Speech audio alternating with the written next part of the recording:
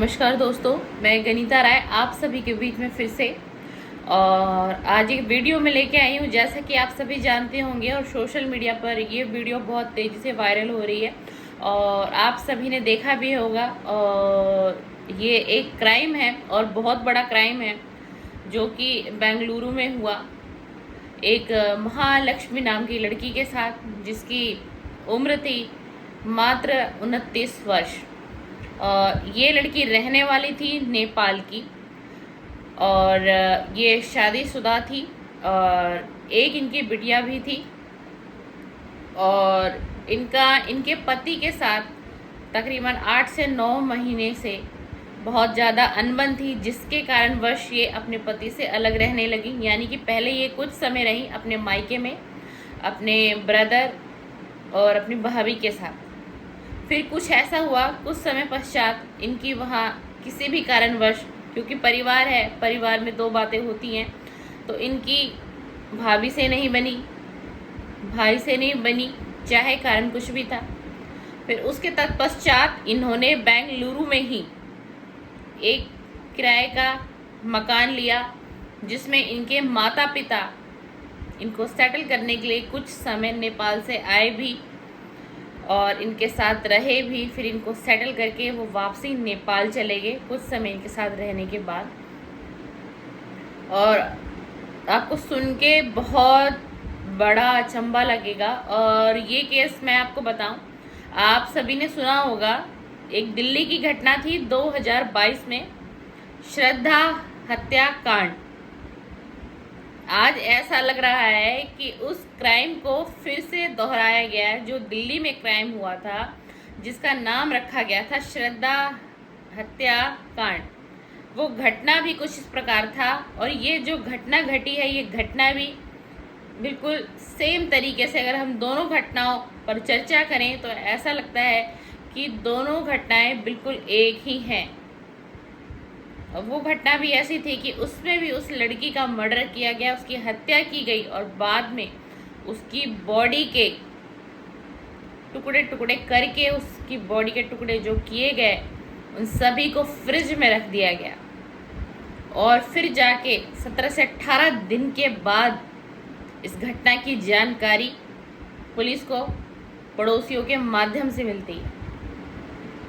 ठीक उसी तरीके से ये जो केस अब बेंगलुरु से आया है महालक्ष्मी का, जिसकी उम्र मात्र 29 वर्ष थी और एक बेटी थी उनकी, और बेटी जो रहती थी वो उनके पति के साथ रहती थी। और मैं आपको एक चीज़ और बता दूं, जो बेंगलुरु पुलिस है ना, उसने इस घटना के बारे में और जो हत्यारा है पुलिस ने शिनाख्त कर ली है। लेकिन अभी आज तक इस डेट में मैं ये वीडियो शूट कर रही हूँ 24 की नाइट को, पुलिस को पता चल चुका है कि आखिरकार ये है कौन। क्या ये पति है या फिर ये एक प्रेमी का काम है। यानी कि सीधा साधी मैं आपको कहना चाहूँगी, एक्स्ट्रा मैरिटल अफेयर, यानी कि एक अवैध संबंध। आखिरकार इस प्रकार के मर्डर, हत्या क्यों होती है? क्या कभी आपने विचार किया है आखिरकार ऐसा क्यों होता है? क्या कोई एक पक्ष ही गुनाहगार होता है, या उसमें मिले होते हैं 2 से 3 लोग, या उसमें 2 से 3 लोगों का हाथ होता है इस प्रकार के हत्याकांड को पूरा करने में? कुछ इस तरीके की ये महालक्ष्मी की स्टोरी है बेंगलुरु की, जिसमें कि पुलिस को बिल्कुल पता चल चुका है। पुलिस ने यहाँ तक कि इतना क्लियर कर दिया सोशल मीडिया में कि जो अपराधी है वो बंगाल की तरफ है। इतना खुलासा पुलिस कर चुकी है, लेकिन अभी सोशल मीडिया पर पुलिस ने नाम अनाउंस नहीं किया है। और बिल्कुल सुनिश्चित है कि 25 तारीख को आफ्टरनून तक या इवनिंग तक उसका खुलासा सोशल मीडिया पे हर तरीके से सर्कुलेट हो जाएगा। चाहे वो आप टीवी के माध्यम से देख सकते हैं, यूट्यूब के माध्यम से, आप जो भी सोशल अकाउंट है वहाँ पे आप सभी को जानकारी मिल जाएगी। लेकिन आखिरकार ये संगीन अपराध हुआ क्यों? आखिरकार उस लड़की का, महालक्ष्मी का क्या कसूर था? और आखिरकार इसमें हाथ किसका? कहीं ऐसा तो नहीं कि महालक्ष्मी के पति का हाथ हो? कहीं ऐसा तो नहीं उनका नाम एक अशरफ नाम के व्यक्ति से जोड़ा जा रहा है और कहा जा रहा है, उनके पति ने यह आरोप लगाया है कि कुछ इस तरीके का रिलेशन था, संबंध था मेरी पत्नी का, और मुझे शक था और बार बार इसी बात की वजह से हमारे बीच अनबन होती रही और इसी कारणवश मैं और मेरी पत्नी अलग हो गई। लेकिन हाँ, उनका कानूनन तलाक नहीं हुआ, वो सिर्फ एक दूसरे से अलग रह रहे थे, और इसमें जो उनकी बिटिया थी वो रह रही थी उनके पति के साथ, और वो बेंगलुरु के ही एक क्लॉथ के शोरूम में जॉब करती थी और उससे अपना घर का खर्च चलाती थी, अपना खर्च वो खुद चलाती थी। और वहाँ के पड़ोसियों ने ये कहा कि हम इस लड़की को कभी भी देख ही नहीं पाते थे, क्योंकि मॉर्निंग 7 बजे निकल जाती थी और नाइट में तकरीबन 10:30 या 11:15 बजे के आसपास ही घर लौटा करती। और हम इतना जानते हैं कि ये ना किसी से कभी अगर दिखती भी थी घर पे तो कभी आस पड़ोस या मोहल्ले में कभी किसी के साथ उठना बैठना हमने कभी नहीं देखा। हाँ, लेकिन लोगों ने एक चीज़ और बताई कि कोई व्यक्ति ऐसा था, कोई लड़का ऐसा था जो इसको सुबह ले जाया करता था बाइक पे और इसको नाइट में भी वो लेके आता था। अब जो शक का घेराव है वो बहुत जगह पर जा रहा है, पति पर भी है और जो पति ने बयान दिया है उस शख्स पर भी है। अब देखिए कल क्या खुलासा होता है इस क्राइम में, लेकिन देखिए कि उस लड़की के टुकड़े टुकड़े करके और उसकी लाश को फ्रिज में रख दिया गया। आधा पैर फ्रिज में था, आधा गला फ्रिज में था,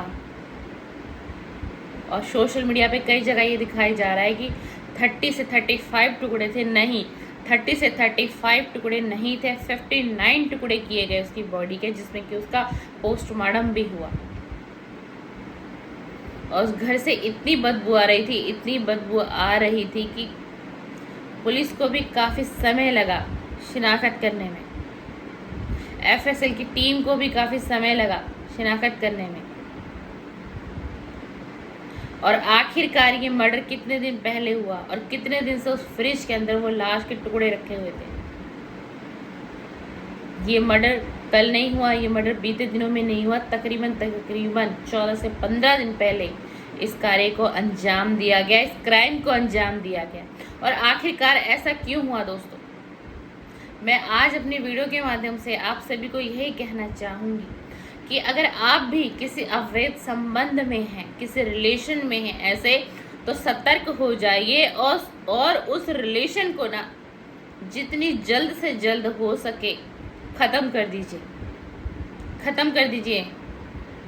कहीं ऐसा ना हो ये अगला हादसा आपके घर परिवार में किसी के साथ हो जाए। और अगर कोई फीमेल है ऐसी और आपको पता है कि आपके पति का कोई अवैध संबंध है, यानी कि एक्स्ट्रा मैरिटल अफेयर है, तो आप क्लियरली बात करिए। कहीं ऐसा ना हो उन 2 लोगों की कहानी और एक घटना आपके नाम पर कर दिया जाए। तो सतर्क रहिए, सावधान रहिए। अगर कोई ऐसी सिचुएशन है आपकी लाइफ में तो घर परिवार में डिस्कस करिए, विस्तार से डिस्कस करिए और एक अच्छा डिसीज़न लीजिए।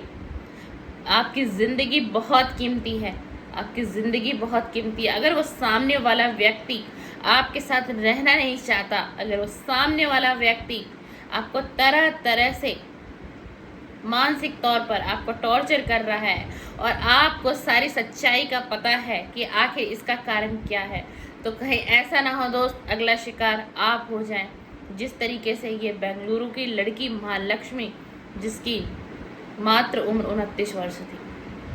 तो मैं आप सभी को ये वीडियो क्लिप में इसीलिए लेके आई हूँ कि अगर आपके साथ भी कोई ऐसी घटना घटने वाली है तो अवेयर हो जाइए। और अगर कुछ लोग एक्स्ट्रा मैरिटल अफेयर में है ना, तो किसी के साथ इतना गलत दुर्व्यवहार मत करिए, किसी का मर्डर मत करिए, किसी की हत्या मत करिए, किसी की जान को मत लीजिए। उस चीज़ को सामने बोलिए। अगर आप उस इंसान के साथ नहीं रहना चाहते तो आप बता दीजिए। अगर आप अपने जीवन साथी के साथ समय नहीं बिताना चाहते, आप वो संबंध नहीं चाहते, आप वो रिश्ता नहीं चाहते, आप वो शादीशुदा जीवन नहीं चाहते, क्यों? क्योंकि आपका है बाहर एक्स्ट्रा मैरिटल अफेयर। तो ऐसा किसी की ज़िंदगी को बर्बाद ना करें, ऐसा किसी ज़िंदगी के साथ खेलें ना। हर किसी को ईश्वर ने ज़िंदगी दी है और हर किसी को जीने का अधिकार है। तो अगर आपकी कहानी कुछ इस प्रकार है मेरे दोस्त, तो सावधान हो जाइए और सतर्क हो जाइए। और कल तक सोशल मीडिया में ये आ जाएगा कि आखिरकार कातिल कौन है। क्या कातिल एक पति है, या फिर कातिल एक दोस्त है, या फिर कातिल एक प्रेमी है। हम अब इस वक्त ये भी नहीं कह सकते उस लड़की के विषय में कि आखिर ये एक लव स्टोरी थी, आखिरकार ये एक्स्ट्रा मैरिटल अफेयर था, आखिरकार ये उस लड़की की उस लड़के के साथ दोस्ती थी। अभी कुछ भी नहीं कहा जा सकता इस वीडियो में, लेकिन शक का निशाना वही है, एक्स्ट्रा मैरिटल अफेयर। और ये घटना 95% मैच हो रही है जो दिल्ली में 2022 में श्रद्धा हत्याकांड हुआ था। बिल्कुल सेम इसी तरीके से उसकी बॉडी के टुकड़े टुकड़े करके फ्रिज में रख दिया गया था, जो कि 15 से 16 दिन के बाद पता चला था, जब उस घर से स्मेल आने लग गई थी। फिर पुलिस को इसकी सूचना दी गई और सेम यही घटना फिर दोहराई गई है बेंगलुरु में। और राष्ट्रीय महिला आयोग ने भी इस पे काफ़ी गंभीरता से अपना समय दे रही है और बहुत जल्दी ही इसके बारे में सभी खुलासे होंगे और आप सभी देखेंगे, सुनेंगे, समझेंगे। पर मैं फिर से अपने वीडियो के माध्यम से एज ए फीमेल के लिए मैं स्पेशली कहना चाहूँगी कि अगर आपकी कोई हालात ऐसी है किसी भी तरीके से, और आप बहुत भली भांति जानती हैं कि आपके रिलेशन में कोई ऐसा रिश्ता है आपका हस्बैंड के साथ, या आपके हस्बैंड का किसी और के साथ कोई गलत रिश्ता है, कोई अवैध संबंध है, और उसका शिकार जाने और अनजाने आप हो रही हैं, तो आप हमेशा 24 घंटे 36 घंटे सावधान रहिए और सतर्क रहिए, क्योंकि आप हैं एक फीमेल। आपके साथ कब क्या घटना हो जाए, कब आपको रास्ते से हटा दिया जाए, क्योंकि वहाँ है आपके पति के अवैध संबंध, आपको पता भी नहीं चलेगा। तो सतर्क रहिए, सावधान रहिए। मैं फिर से इसी वर्ड को रिपीट कर रही हूँ, क्योंकि इस घटना ने पूरे देश को हिला दिया है और तार तार कर दिया है। ये एक इतना बड़ा क्राइम हुआ है। चलिए, बहुत बहुत धन्यवाद।